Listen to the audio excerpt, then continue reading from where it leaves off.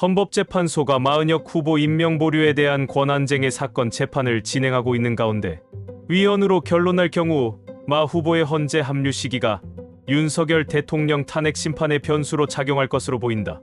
특히 마 후보가 윤 대통령 재판에 합류하게 되면 심판 선고 시기도 늦춰질 것이라는 전망이 지배적이다.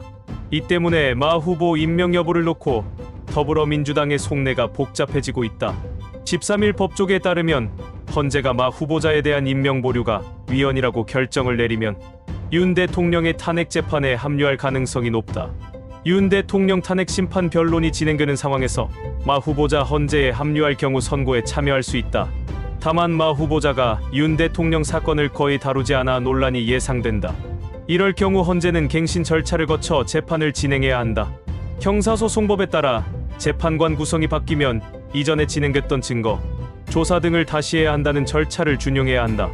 헌재는 통상 사건 당사자의 동의를 받아 그간 진행 상황을 간략히 설명하는 방식으로 일반 형사 사건보다 간소하게 갱신 절차를 진행해왔다. 이진숙 방통위원장 재판도 이 같은 절차를 적용해 재판을 빨리 끝냈다.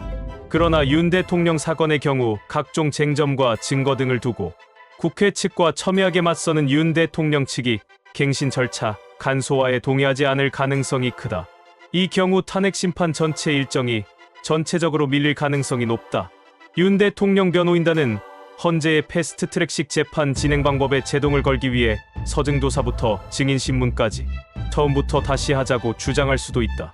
또 마 후보자가 윤 대통령 탄핵 심판 변론이 종결된 상황에서 헌재에 합류할 경우에는 선고에 참여하기는 현실적으로 어려울 것으로 보인다. 변론 종결 후 마 후보자가 재판의 선고에 참여하려면 변론 재개 절차를 거치고 또 갱신 절차를 거쳐야 하기 때문에 재판 일정은 더욱 늘어진다.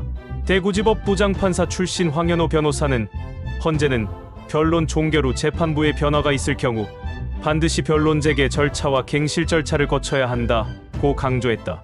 이럴 경우 4월 18일 퇴임 예정인 문영배 재판관과 이미선 재판관의 퇴임 전 선고는 힘들어질 수 있다. 상황이 이렇자 마 후보의 임명을 밀어붙이던 민주당의 속내도 돌연 복잡해졌다. 마 후보자가 임명돼야 헌법재판관구인 체제가 완성되지만 윤 대통령 탄핵 심판 선고를 늦추는 변수로 작용하기 때문이다. 민주당 국회 탄핵소추단 측은 원칙적으로 재판관 9명이 참여해서 정당성을 가져가는 게 좋겠지만 탄핵 심판 변론이 다 종결된 이후라면 굳이 참여를 안 해도 문제는 없을 것이라고 밝혔다.